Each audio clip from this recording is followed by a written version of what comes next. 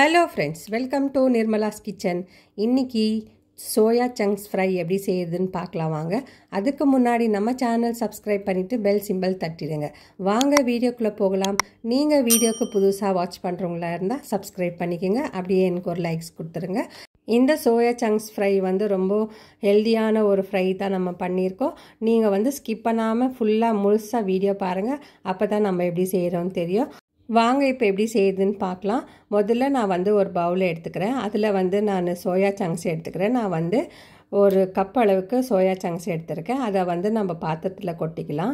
இதில் நம்ம சுடு தண்ணியை சேர்த்துக்கலாம். சுடு தண்ணி நல்லா கொதிக்கணும். அந்த அளவுக்கு நம்ம சேர்த்துக்கணும். அப்போ தான் இது நல்லா ஊறி நல்லா நமக்கு இதுலேயே பாதி வெந்துடும். இது கூடவே கொஞ்சம் 1/4 பாகம் உப்பு சேர்த்துக்கலாம். நம்ம சேர்த்துட்டு இதை நல்லா கலந்து கொடுத்துடலாம். உப்பு சேர்க்கும் போது நமக்கு அதில் உப்பு ஏறும். அதனால உப்பு முதல்ல சேர்த்துக்கலாம் கொஞ்சமாக. அதுக்கப்புறம் நம்ம மூடி போட்டு இதை நல்லா ஒரு 20 நிமிஷத்துக்கு அப்படியே விட்டுடலாம். அதுக்கப்புறம் நம்ம பார்க்கலாம். பாருங்கள், 20 நிமிஷம் ஆயிட்டு பிறகு நான் எடுத்து காமிக்கிறேன். நம்ம கையில் எடுத்து பார்க்கும்போது இது 1/2 பாகம் அளவுக்கு வெந்திருக்கு. இது இப்போ நம்ம இந்த தண்ணியை வடிகட்டிக்கலாம். முதல்ல நான் ஒரு தட்டில் எடுத்து சேர்த்துக்கிறேன். நான் பாருங்கள், இந்த தண்ணியை கொட்டிட்டு நம்ம வேறு பச்சை தண்ணியை சேர்த்துக்கலாம். இது சில்லுன்னு தண்ணி சேர்த்துக்கலாம். சேர்த்துட்டு இன்னும் கொஞ்சம் கூட நம்ம நல்லா இதை வாஷ் பண்ணி எடுத்துக்கலாம். எதுக்கு அந்த மாதிரி பண்ணுறோன்னா, இது ஒரு ஸ்மெல்லு வரும். இதில் ஒரு ஸ்மெல்லு, அந்த ஸ்மெல்லெல்லாம் போகிறதுக்காண்டி நம்ம தண்ணி ஊற்றிட்டு இன்னொரு முறை நம்ம நல்லா ப்ரெஸ் பண்ணி எடுத்துக்கலாம். அந்த தண்ணி இருந்துச்சுனாக்கா நமக்கு சாப்பிட முடியாது. வாசனை ஒரு மாதிரியாக வரும் நம்ம குக் பண்ணும்போதோ. அதனால நம்ம இந்த மாதிரி நல்லா இன்னொரு முறை வாஷ் பண்ணிவிட்டு நல்லா பிழிஞ்சிட்டு நம்ம எடுத்து வச்சுக்கலாம். எடுத்து வச்சுக்கின பிறகு அதுக்கப்புறம் நம்ம இதில் ஃப்ரை பண்ணலாம். பாருங்கள், இப்போ நல்லா வெந்துட்டு இருக்குது. நான் காமிக்கிறேன். நம்ம கையில் இது ப்ரெஸ் பண்ணும் போதே இது நல்லா ஒடியுது. இந்த அளவுக்கு இருக்கணும் நமக்கு. இப்போ நம்ம கடாய் வச்சுக்கலாம். கடாய் வச்சுட்டு நம்ம ஸ்டவ் ஆன் பண்ணிக்கலாம். ஸ்டவ் ஆன் பண்ணிட்டுதோ இதில் ஒரு 2 டேபிள் ஸ்பூன் அளவுக்கு எண்ணெய் சேர்த்துக்கலாம். நம்ம எண்ணெய் சேர்த்துட்டு நான் 2 மீடியம் சைஸ் வெங்காயம் கட் பண்ணி வச்சுருக்கேன். சின்ன சின்னதாக கட் பண்ணி வச்சுருக்கேன். அதையும் சேர்த்துக்கலாம். நம்ம சேர்த்துட்டு இதை நல்லா வதக்கி கொடுக்கலாம். இது நல்லா ஒரு கோல்டன் ப்ரௌன் ஆகிற வரைக்கும் நம்ம வதக்கி கொடுக்கலாம்.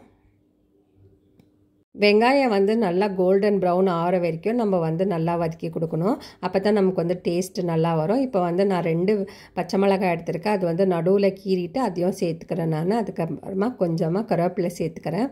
சேர்த்துட்டு இதை வதக்கி கொடுக்கலாம். இப்போ 1 டீஸ்பூன் அளவுக்கு நம்ம இஞ்சி பூண்டு பேஸ்ட்டு சேர்த்துக்கலாம். சேர்த்துட்டு இதை நல்லா வதக்கி கொடுக்கலாம். இது வாசனை போகிற வரைக்கும் நம்ம வதக்கலாம்.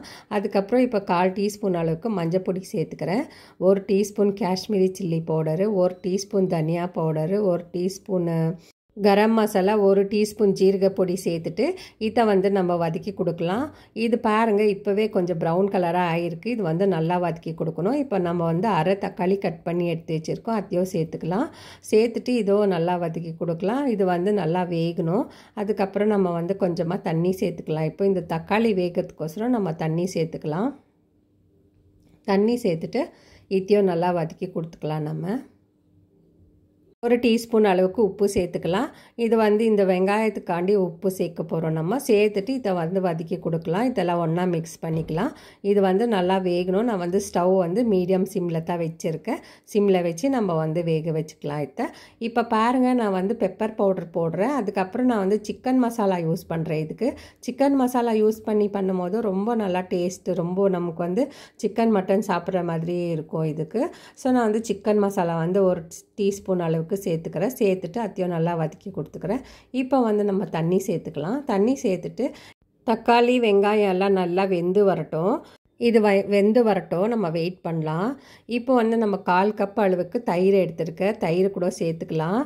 தயிர் இல்லாட்டி நீங்கள் ஃப்ரெஷ் க்ரீம் இருந்தால் கூட சேர்த்துக்கலாம். நீங்கள் சேர்த்துட்டு இது நல்லா வதக்கி கொடுக்கலாம். எண்ணெய் பிரிஞ்சு வரணும். அது வரைக்கும் நம்ம வதக்கி கொடுக்கலாம். கொஞ்சம் நேரம் விட்டுடலாம். இது ஒரு 5 நிமிஷத்துக்கு அப்படியே விட்டுடலாம். இப்போ பாருங்கள், நல்லா எண்ணெய் எல்லாம் பிரிஞ்சு வந்துடுச்சு. இப்போ நம்ம சோயா சங்க்ஸை சுடு தண்ணியில் போட்டு வச்சுக்கிறது எடுத்து சேர்த்துக்கலாம். சேர்த்துட்டு இதை நல்லா மிக்ஸ் பண்ணிக்கலாம். நம்ம இந்த மசாலா, இந்த சோயா சங்க்ஸ் எல்லாம் ஒன்றா சேர்ந்து வரணும். அது வரைக்கும் நம்ம நல்லா மிக்ஸ் பண்ணலாம். இதுக்கு தண்ணி சேர்க்காதீங்க. இதுலேயே கொஞ்சம் தண்ணி வரும்.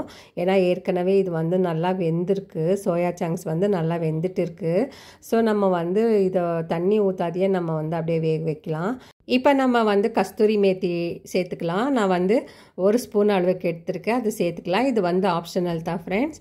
கஸ்தூரி மேத்தி இஷ்டம் தான் நீங்கள் சேர்த்துக்கோங்க, இல்லைனா ஸ்கிப் பண்ணிவிடுங்க. இப்போ இதை சேர்த்துட்டு இதை வந்து நல்லா கலந்து கொடுக்கலாம். இது எதுக்கு சேர்க்குறோன்னா இது ஒரு நல்ல வாசனை கொடுக்கும் கஸ்தூரி மேத்தி, அதனால நம்ம இது சேர்க்குறோம். இப்போ பாருங்கள் நல்லாவே கலர் மாறி வந்துடுச்சு. நான் வந்து ஒரு 10 நிமிஷத்துக்கு மூடி போட்டு நல்லா வேக வச்சுக்கலாம். நான் வந்து தண்ணியே சேர்க்கல.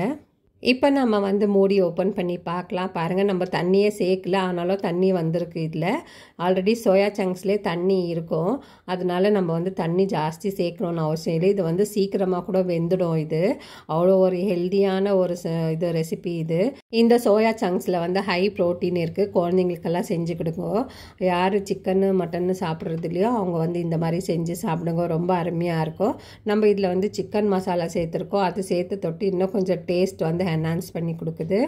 இப்போ வந்து சோயா சங்க்ஸ் வந்து நல்லா வெந்திருக்கு பாருங்கள், நான் காமிக்கிறேன். அதுக்கப்புறம் இது வந்து சைட் டிஷ்ஷாக நம்ம சாதத்துக்கு, சாம்பார் சாதத்துக்கு, ரசம் சாதத்துக்கு வச்சுக்கலாம். அதுக்கப்புறம் சப்பாத்தி கூட சாப்பிட்லாம் நம்ம. இப்போ நீங்களும் ட்ரை பண்ணி பார்த்துட்டு எப்படி வந்துச்சுன்னு எனக்கு கமெண்ட் பண்ணுங்கள் ஃப்ரெண்ட்ஸ். அதுக்கப்புறம் கடைசி வரைக்கும் வீடியோவை ஸ்கிப் பண்ணாமல் பாருங்கள். இந்த வீடியோ உங்களுக்கு பிடிச்சிருந்தா லைக் பண்ணுங்கள், ஷேர் பண்ணுங்கள், சப்ஸ்கிரைப் பண்ணுங்கள். Thank you, bye. ஃப்ரெண்ட்ஸ் அண்ட் ஃபேமிலிஸ்க்கு ஷேர் பண்ணுங்கள்.